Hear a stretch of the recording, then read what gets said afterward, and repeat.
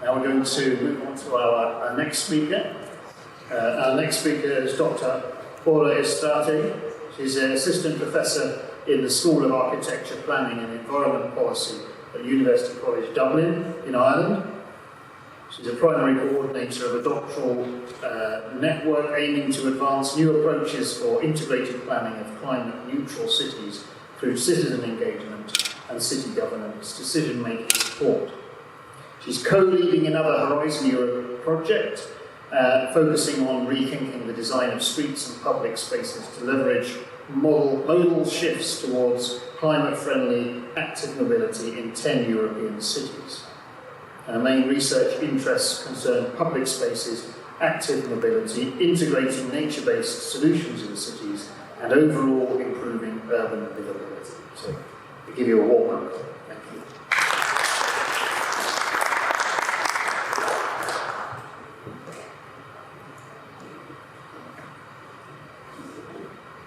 So hello everyone, it's great to be here. I hope you're having a good day and enjoying the amazing and inspiring presentation so far. So today I'm going to present work on exploring nature-based urban design for public space regeneration along urban rivers. And what I'd like to mention first, so this is I think one of the first presentations derived from submissions to the Citizen Health Journal, so more will come afterwards. And this work is stemming from a research-based design conducted as part of a master's dissertation by Emily Madfors under my supervision at University College Dublin. Emily is now urban design professional at Arab Associates, and I continue my work in academia while aiming to inform and to bridge with practice. So, without further ado, because I know we are a little bit limited with time, I will dive into the presentation and just mention that river-based settlements were early developed, including here in the Middle Eastern region, if we think of Tigris and Euphrates in the Mesopotamia. And why they developed along rivers? It's because humans have recognized the important role of water in having a settlement, a city or even a rural settlement, which is for provisioning life support. It has an economic and functional role, including for navigational opportunities, but also we can recognize the socio-cultural role for bringing vitality or cultural meaning to places, as well as the aesthetic role that water brings. However, there has been extensive human tampering of waterways because as humans learn to adapt and work with water bodies, several techniques were advanced to control the water flows, to alter urban rivers, to aid navigation, to prevent flooding, or to implement sewer systems. And this extensive human involvement and tampering of waterways has often promoted further issues linked to the accelerated changes in waterfronts, pollution, and the destruction of riverine ecosystems, which are now exacerbated in the context of climate change. Nonetheless, cities aim to rediscover the specific value of water, not only for practical reasons, such as functional or economic ones, but also for recreational opportunities. And for this reason, cities are aiming to develop new waterfront public spaces to improve access and allow the public to interact with natural ecosystems. And this can be particularly done through what we call as nature-based approaches. And these are innovative measures to work with nature. So, past strategies or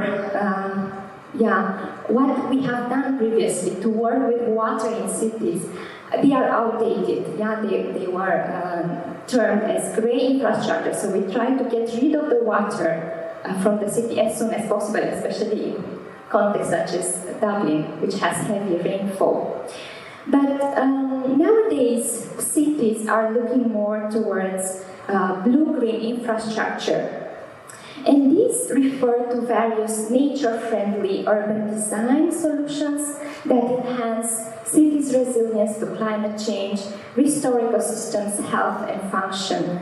And concepts such as water-sensitive urban design, or what we termed in this paper as nature-based urban design, refer to strategies that primarily use blue-green infrastructure interventions. So there is also a need to move from overly engineered way of working in cities to engaging more with communities and employing participative methods. This also will lead to a higher acceptance of socio-ecological solutions, but also on a psychosocial and psychosocial level. Detachment from the natural environment is linked to depression and anxiety among urban populations, while living and working closer to blue and green spaces provides mental and physical health benefits. So we're coming back to the idea of urban rivers. What are these urban rivers? They are woven into the process of urbanization, and they require better management. This is River Liffey in Dublin. It's the largest urban river that Ireland has and flows through the city center. So these are maps from the city center over the years. And we can see a lot of development has happened along the river, with the most invasive around the 18th century, when the river was changed to accommodate large shipping boats, and thereafter industrial sites were transformed into housing and so on. So as a result of this, there is no natural land adjacent to the River Liffey in the city center of Dublin. So what can be done about this?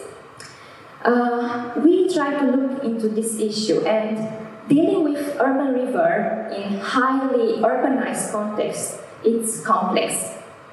Also, the link between theory, between what we say in academic research and what happens in practice in urban design, urban planning, landscape architecture planning, is not bridged. So there is a distance between these. So we adopted a research by design process, and this means understanding the situation in depth and crafting a design plan in an iterative process. We did this to assess new ways of engaging with semi-natural public space that could improve the user experience along the riverside. So first, we extracted relevant policies and legislation. We assessed this to inform correct practices and restrictions of the area. These are just some examples. I'm not going to go into them because you're not so familiar with the context of Dublin. What we did after is we assessed the suitability of various urban design methods for different urban sites. These include river restoration, which is assisting the recovery of degraded, damaged, and destroyed ecosystem services, and stands as a well-known umbrella for other sub-strategies, which include rehabilitation, enhancement, improvement, mitigation, regeneration, river reclamation, and so on. Each of these sub-strategies have their own benefits and drawbacks, so we mapped all of these. And we added a few more to all these processes, including transparency and public engagement in river restoration as a means to protect the social and economic interests. Then we've also added another strategy, which is called urban acupuncture, referring to a socio-environmental urban design method meant to improve and promote social engagement with nature and waterways. And it is derived from the ancient Chinese knowledge of acupuncture. And one more is the biophilic design strategy, which refers to humanity's inherited biological inclination to connect with nature. So we triangulated this methods, these approaches with the site characteristics. So what did we have in Dublin on River Liffey? And then we could find out what kind of approaches would be suitable for our site. So sub-strategies such as, some of the sub-strategies of river restoration that were engaging with riverine habitats or ecosystems, such as rewilding hardened edges or widening the rivers, were less suitable for an urban design approach in this context because they were not complying with the current legislation and policies for the city center of Dublin. So we also wanted to look into what are the possibilities of social engagement with the riverside. And this triangulation or analysis has led us to the conclusion that approaches such as urban acupuncture and especially biophilic design would be more suitable approaches for sites that are underused, socially neglected, and with a lack of connection between nature and people. So, in terms of a site-specific, we also conducted some site analysis, and we've selected a part of the boardwalk along the River Liffey. This is a very well-known, designed public space in Dublin along River Liffey. It has been completed in 2000, so not very long ago. It has a south-facing orientation, which fits for that context because you can get more sunlight. And initially it was considered a very successful intervention because, as you can see, it's parallel to a street in this picture, and the idea was to reduce pedestrian exposure to air and noise pollution and engage more with the riverine landscape. Today, however, there are multiple negative reviews about this space because it is considered to be unsafe and the public is advised to refrain from using it. Why is this happening? It's because this space is confronted with antisocial behavior and illegal activities, which have led to having the boardwalk considered a missed opportunity with high potential pestered by social issues. So we selected a part of it, and then we took, besides note-taking and on-site observation that has been performed during several site visits, we also conducted footfall counting, and indeed have found out that compared to the parallel street, which has a high footfall, the boardwalk was taking in only 30% of that footfall. So there was not much activity, actually very less. And from here we also moved on to scenario development. So we developed urban design scenarios to incorporate blue-green infrastructure in this space. As mentioned before, a higher applicability of biophilic design was found for the site condition due to combining social and ecological principles, which also allowed for larger scale designs. So we explored this method more in depth for design scenario development, and we look particularly at principles from biophilic attributes and experiences from the literature that we can include or imbibe into our site design. So we look, for example, attributes of biophilic design would include having a prospect and refuge. So we considered how can we have a natural refuge from city bustle? How can we create new views? And perhaps this idea came of creating a new urban river platform. Then organized complexity, which we tried to include through using varied street furniture and planting. And then integration of parts with holes by creating a linking point to the River Liffey from the street, and then creating clear boundaries, and further on for mobility and wayfinding, including a green corridor in the scenario, including a landmark, creating transitional spaces such as clear thresholds from the street to public space, including soft landscape interventions and other transitional spaces extending outside of the post-public realm onto the water, and then cultural and ecological attachment to place through new planting and public awareness of the natural characteristics. These are some of the urban design scenarios we came up with. So they were developed to illustrate an improved experience of space and place for the users, along with direct and indirect experiences of nature. This is scenario A on the left side, and on the right side we have scenario B, which builds on top of the scenario A.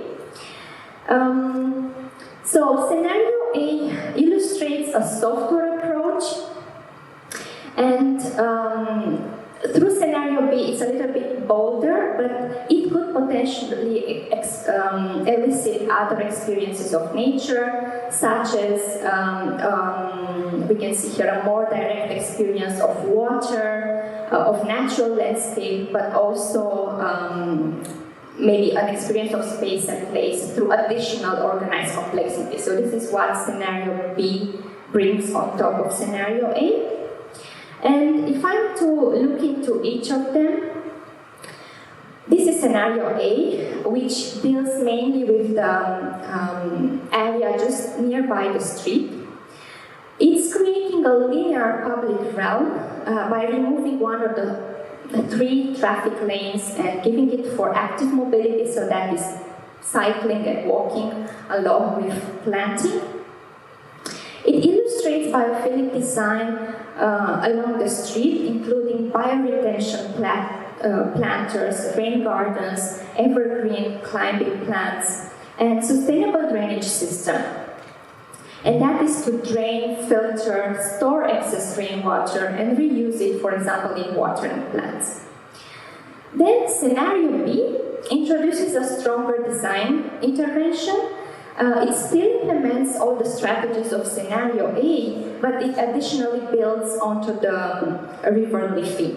So it proposes a new river platform with natural pools during the summer months by using natural filtration systems, and these could be covered during winter months with see-through glass to still benefit of views of clear water and in this way provide an indirect experience of nature.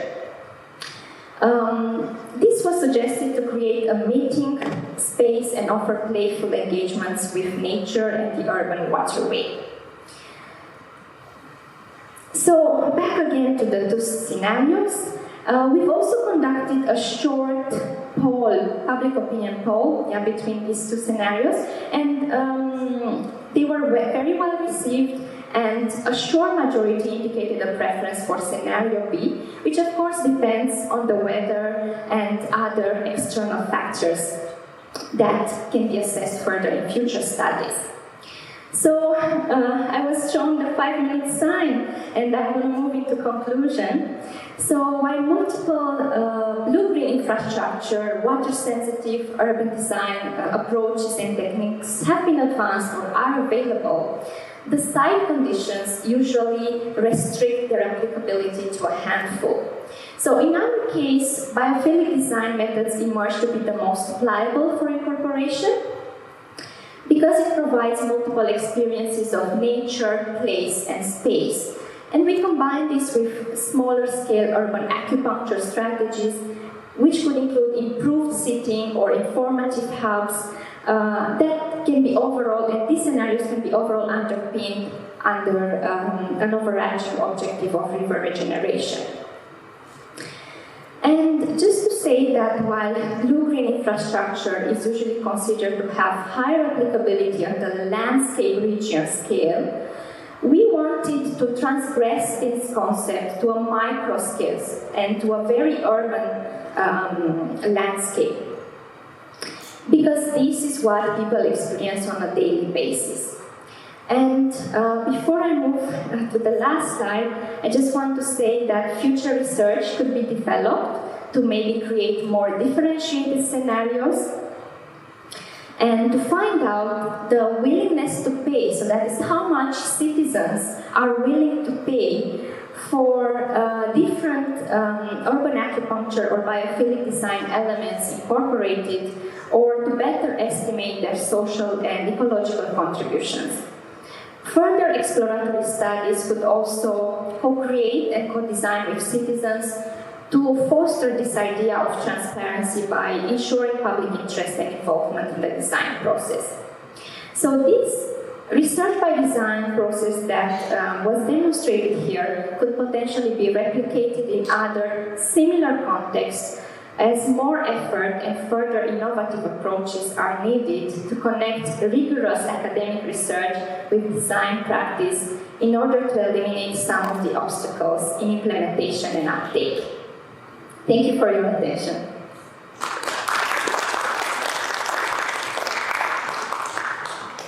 Thank you very much, Aura, for your excellent presentation. I wonder if I could take one question, maybe, if anyone had a question. Don't worry about the times, I know we're going over a little bit, but we will amend it this afternoon. Yes, question over there.